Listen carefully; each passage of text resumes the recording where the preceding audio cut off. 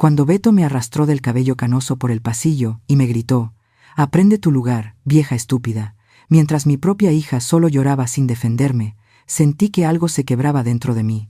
No fue el miedo, sino una furia helada que me recorrió la espalda al ser encerrada como animal en el cuarto de servicio. Ellos creyeron que me habían vencido, pero no sabían que yo tenía un secreto escondido en mi faja que cambiaría su destino para siempre en menos de 25 minutos. Antes de que descubras cómo recuperé mi libertad, te invito a suscribirte al canal y activar la campanita, porque el desenlace de esta historia te dejará sin palabras. Lo que estás a punto de escuchar es una realidad cruda que muchas mujeres callan, pero que hoy gritamos fuerte para que nadie más sufra en silencio. Te aseguro que vale la pena quedarte hasta el final para ver cómo la justicia llega cuando menos lo esperan. Hola, soy Doña Socorro. Tengo 68 años y he pasado mi vida luchando en los tianguis de Ecatepec para sacar a mi familia adelante. Nunca imaginé que la batalla más dura de mi vida sería dentro de las paredes de mi propia casa.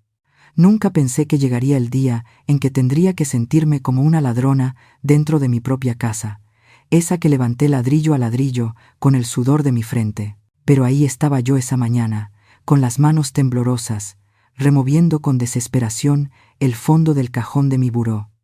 Buscaba mi tarjeta de la pensión del bienestar. Siempre la guardaba en el mismo lugar, debajo de la caja del losartán y protegida por mi estampa de San Judas Tadeo, el patrón de las causas difíciles. Levanté al santo, sacudí la caja de pastillas, tanteé hasta el fondo de la madera áspera.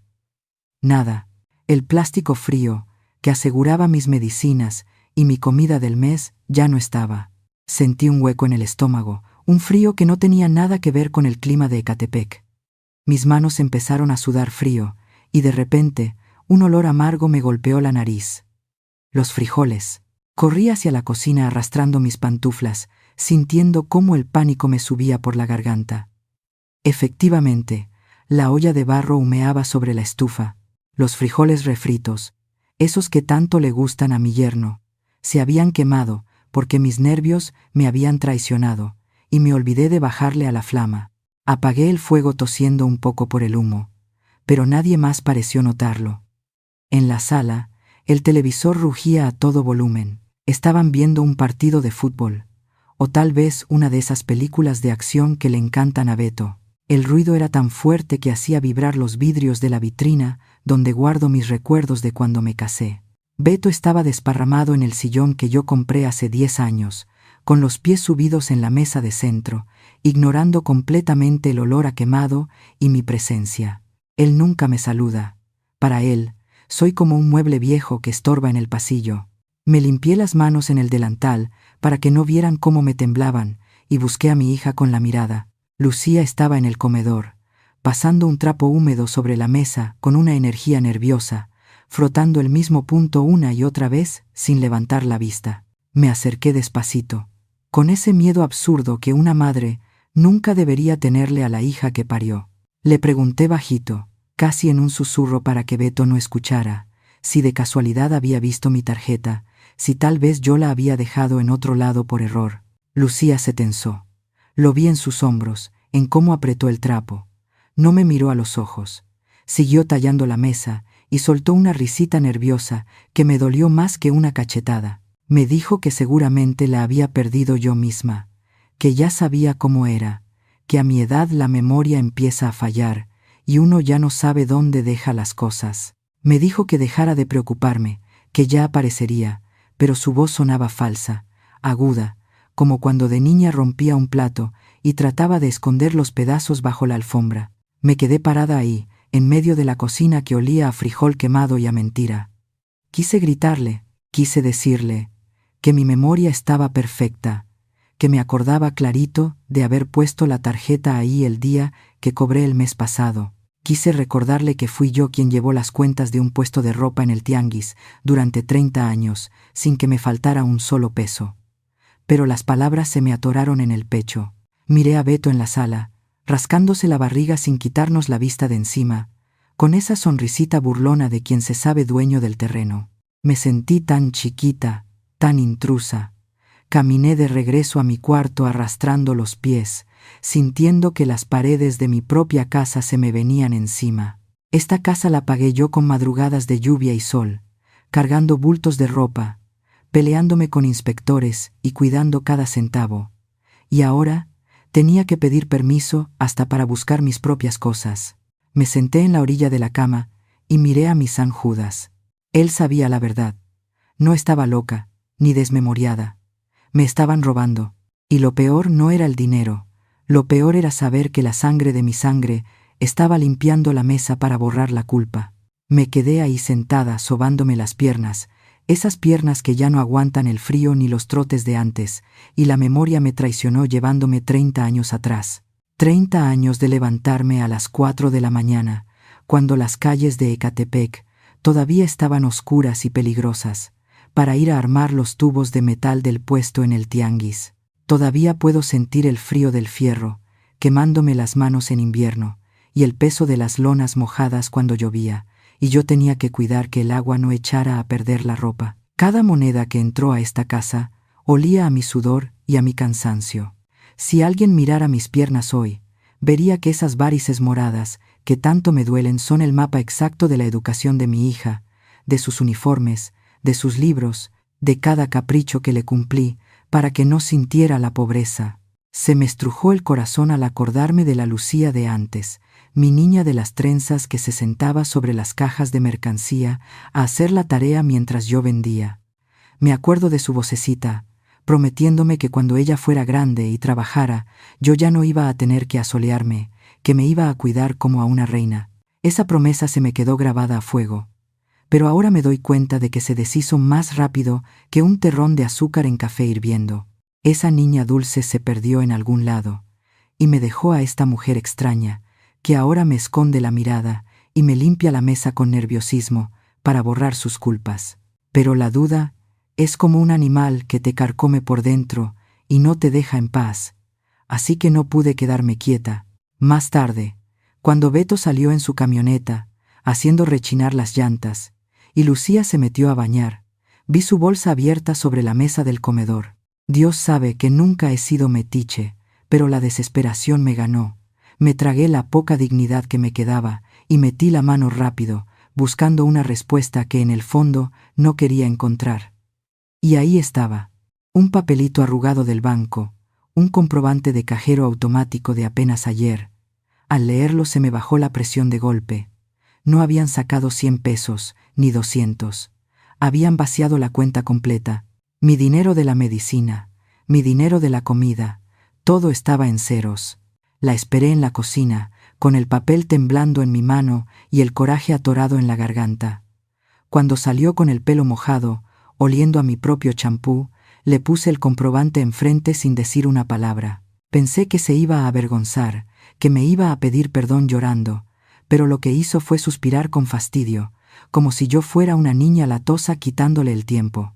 Con una frialdad que me heló la sangre, me soltó que Beto necesitaba el dinero urgentemente para las llantas de la camioneta, que sin llantas nuevas la troca no jalaba bien. Y luego me dio la estocada final, esa que duele más que cualquier golpe. Me miró a los ojos y me dijo que no fuera egoísta, que entendiera que yo vivía ahí gratis, que no pagaba renta y que casi no gastaba nada, como si mi pensión fuera el cobro por dejarme ocupar un cuarto en la casa que yo misma construí con mis manos. Sentí como algo se quebraba dentro de mi pecho, pero esta vez no era el corazón, era el miedo. Al escuchar a mi propia hija decirme que yo vivía de gratis en la casa, que levanté ladrillo por ladrillo, la sangre se me subió a la cabeza, con una fuerza que no había sentido en años. Me planté firme frente a ella, ignorando el dolor de mis rodillas, y con la voz más dura que pude encontrar, le dije que si no me devolvían hasta el último centavo de mi pensión, en ese mismo instante, yo misma iba a marcar al 911 para denunciarlos por robo y abuso de confianza. Le advertí que no me iba a tentar el corazón, que una cosa es ser madre y otra muy distinta, ser la tonta de sus caprichos. Fue entonces cuando el infierno se desató en mi cocina. No vi en qué momento entró Beto, pero sentí su presencia pesada llenando el cuarto antes de verlo. Había escuchado mi amenaza de llamar a la policía, y eso fue suficiente para que se le cayera la máscara de indiferencia.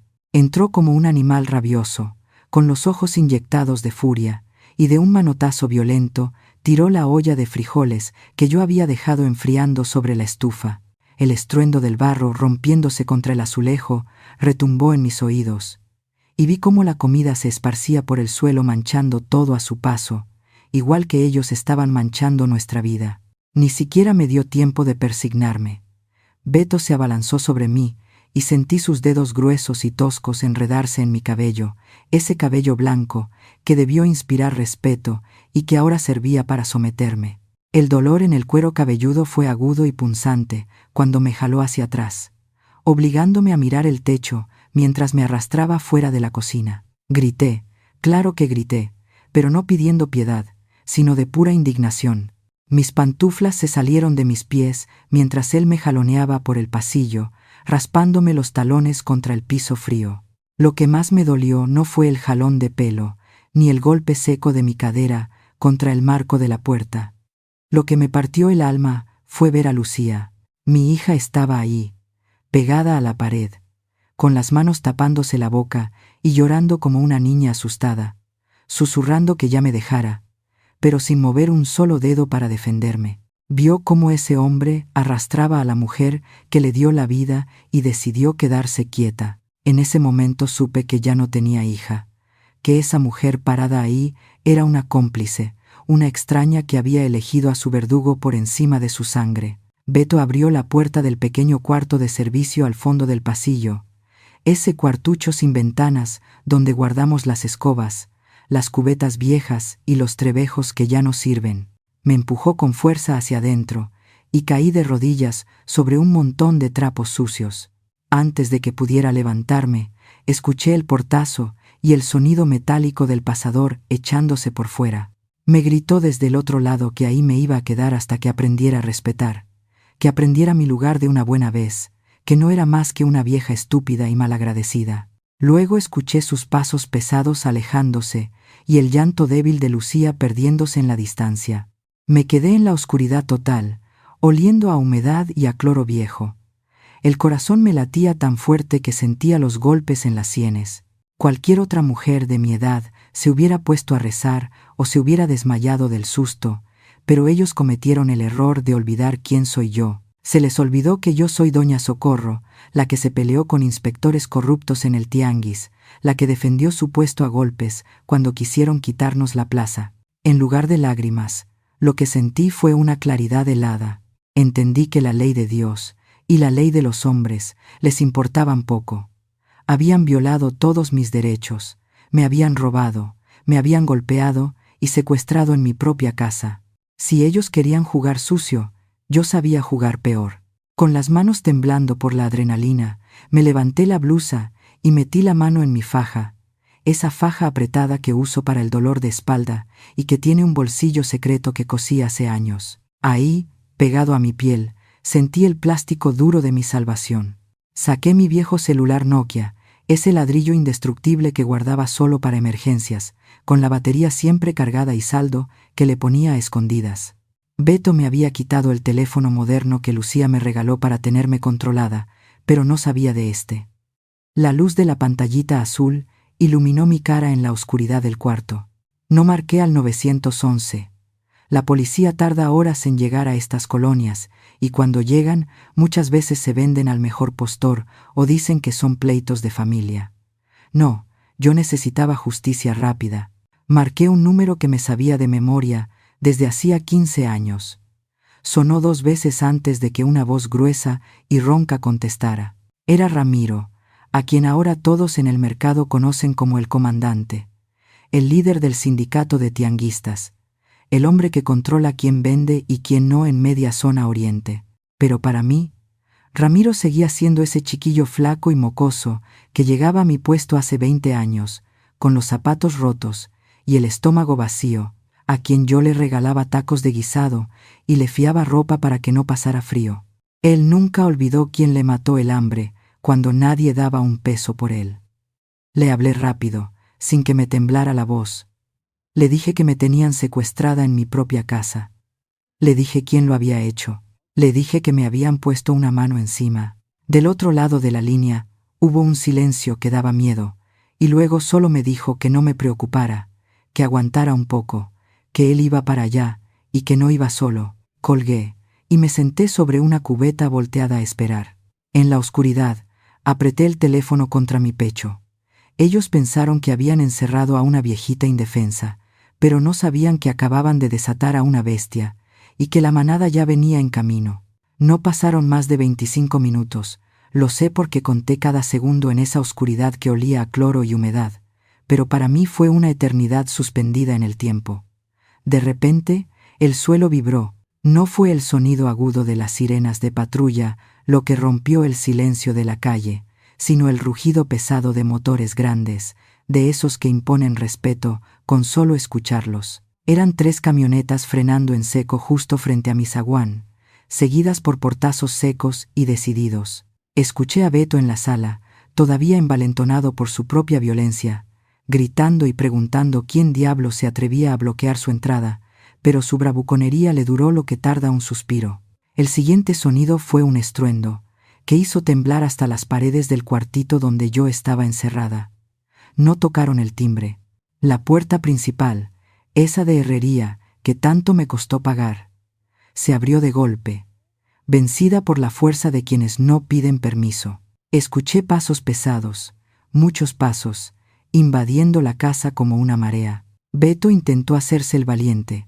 Escuché cómo tartamudeaba diciendo que esa era propiedad privada y que se largaran si no querían problemas. Pero una voz grave y tranquila lo cortó en seco. Era Ramiro.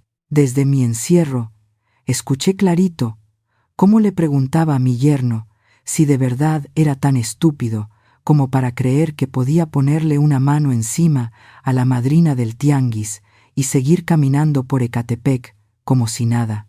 Le dijo que esa casa se respetaba, no por él, sino por la mujer que él tenía encerrada como animal. El silencio que siguió fue absoluto, pesado. Luego escuché el sonido metálico del pasador de mi puerta corrediza. La luz del pasillo me golpeó los ojos de repente, lastimándome la vista acostumbrada a la penumbra. Y ahí estaba él, Ramiro, el comandante, llenando el marco de la puerta con su estatura imponente, flanqueado por 2 hombres que miraban a Beto con una mezcla de desprecio y amenaza. Ramiro no me vio con lástima, me vio con el respeto que se le tiene a una madre. Me extendió la mano con una delicadeza que contrastaba con su aspecto rudo, y me ayudó a levantarme de entre las escobas viejas, sacudiéndome el polvo de la ropa como si fuera un tesoro que alguien había tirado a la basura. Salí al pasillo caminando despacio, pero con la cabeza bien alta. La escena en la sala era algo que nunca voy a olvidar. Beto, el hombre que hace media hora me había arrastrado del pelo, ahora estaba pálido, temblando y arrinconado contra la vitrina, sudando frío ante la presencia de los hombres del sindicato que llenaban mi sala. Lucía estaba hecha un ovillo en el sofá, llorando en silencio, sin atreverse a levantar la vista. Por el hueco de la puerta destrozada vi que los vecinos habían salido. Estaba doña Chona, estaba el señor de la tienda, estaban todos mirando. Nadie dijo nada, nadie llamó a la policía. Eran testigos silenciosos que, al ver quién me respaldaba, entendieron de qué lado estaba la justicia verdadera. Ramiro se hizo a un lado para dejarme pasar. Me acomodé el cabello, me alisé la blusa y me paré frente a los 2. Beto ni siquiera pudo sostenerme la mirada. Sentí una calma extraña, fría, como si el amor de madre se hubiera congelado de golpe para dar paso a la dignidad de mujer. No grité, no insulté, simplemente miré a mi hija, a esa mujer que vi nacer y crecer, y luego miré al cobarde que ella eligió. Les dije con una voz que retumbó en las 4 paredes de mi casa que se largaran. Les dije que agarraran sus cosas, sus trapos y sus miserias, y que se fueran en ese mismo instante. Lucía intentó balbucear un perdón, un mamá por favor, pero la detuve con un gesto. Les sentencié que no volvieran a poner un pie en mi casa, ni a buscarme hasta el día que yo estuviera muerta, y que le pidieran a Dios que no me los topara en la calle. Ramiro solo asintió, y sus hombres abrieron paso. En ese momento supe que había recuperado mi casa, pero había perdido mi familia para siempre. La casa se quedó en un silencio absoluto, de esos que zumban en los oídos. Apenas se cerró la puerta detrás de las botas de los hombres de Ramiro. Ya no estaba el ruido de la televisión a todo volumen, ni las risas burlonas de Beto, ni siquiera el trapear nervioso de Lucía. Se fueron. Ramiro fue muy claro con mi yerno. Lo invitó muy amablemente a desaparecer no solo de la colonia, sino del Estado de México completo, si valoraba sus dientes. Y mi hija, mi Lucía, agachó la cabeza y se fue detrás de él, cargando 2 bolsas de plástico con su ropa, sin siquiera voltear a ver si yo estaba bien. Se me hace que la vergüenza le pesaba más que el amor, o quizás el miedo a quedarse sola pudo más que la lealtad a quien le dio la vida. Ramiro se quedó un momento más, asegurándose de que la chapa de la entrada quedara medio arreglada. Antes de irse, me puso en la mano un fajo de billetes, mucho más de lo que me habían robado de la pensión. Quise negarme, pero él me cerró la mano con firmeza y me dijo que era el pago atrasado por tantos tacos que le mataron el hambre de niño. Además, se puso serio, cambió su tono de muchacho de barrio a líder sindical y me aconsejó que no lo dejara así. Me dijo que mañana mismo pasaba por mí para llevarme al Ministerio Público. Según él, y tiene razón, necesito poner una denuncia formal y pedir una orden de restricción. La ley protege a los adultos mayores, me explicó, y aunque me duela en el alma tener que usar un papel legal para que mi propia hija no se me acerque, entiendo que es la única forma de asegurar que esta pesadilla no se repita. Órale, ¿quién diría que al final tendría que defenderme de mi propia sangre ante un juez? Cuando por fin me quedé sola, el frío de la noche se me metió hasta los huesos. Mis manos no dejaban de temblar. No sé si por el coraje que pasé o por la tristeza que ahora me estaba cayendo de golpe. Fui a la cocina, que todavía olía a la batalla, y me puse a limpiar el desastre de los frijoles que Beto había tirado. Tallé el piso con fuerza, como queriendo arrancar la mancha de lo que pasó hoy.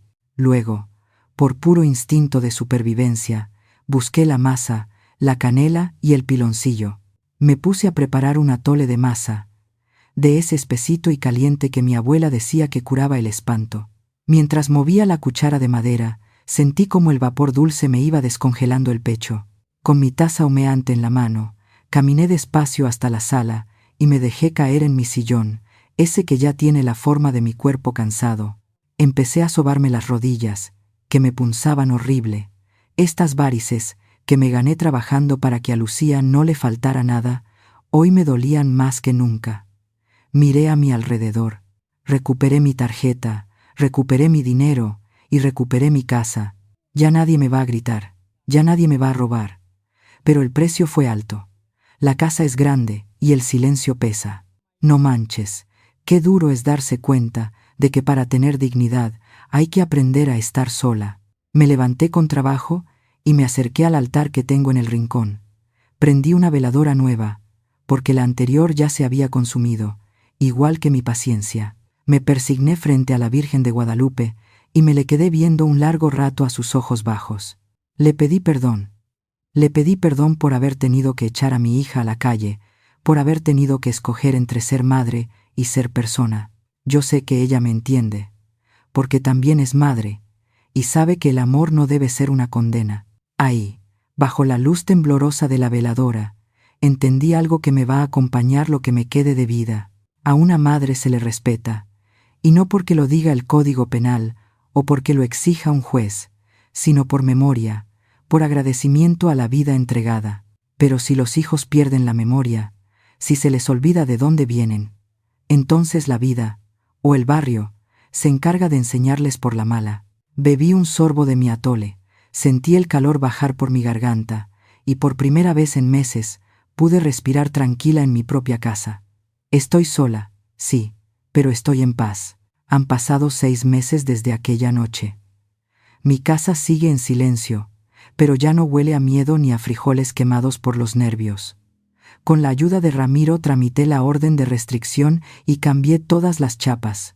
De Lucía no he sabido nada, y aunque una parte de mi corazón de madre la extraña, prefiero esta paz solitaria a dormir con el enemigo bajo mi propio techo. Sigo disfrutando mi atole cada noche, tranquila, sabiendo que nadie me robará lo que construí con tanto esfuerzo. El amor de madre puede ser incondicional, pero la dignidad jamás es negociable. Mi consejo es simple. No tengan miedo de alzar la voz ni de pedir ayuda. Si su propia sangre los lastima y les falta al respeto, no duden en poner límites.